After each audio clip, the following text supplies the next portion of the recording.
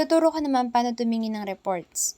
Click natin yung F4 sa keyboard or just simply click this report all. Click natin yung yes. Paglabas nung sa report, punta tayo sa left side, upper. Select tayo ng admin since admin yung ginagamit natin. Pwede tayong mag-search by today or any other day. Then, click natin yung check result. Then, ito yung lalabas sa atin. Lahat ng transaction nung day na yon, specific date. Sa right side, meron tayong category summary.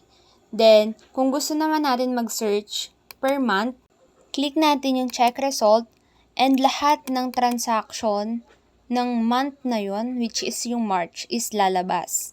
Punta ulit tayo sa left side upper, then search naman natin lahat ng na-void. Then check result ulit tayo. Click no. Lalabas lahat ng na-void natin na transaction. Nandito na din lahat ng total void amount. Lahat ng record na lumabas, kung sa void man or sa total sales, pwede natin siyang i-export via Excel. After nating i-click yung export, hintayin lang nating lumabas yung Excel file natin kung saan andun lahat ng record ng sales summary natin. After, kung mag-exit na tayo sa ating Excel file, always remember na don't save para hindi siya maka-apekto sa ibang report na i-export natin sa Excel.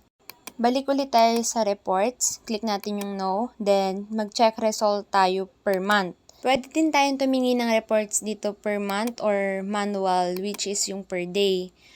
Pwede din natin makita yung transaction ng specific date pagka dinouble click natin.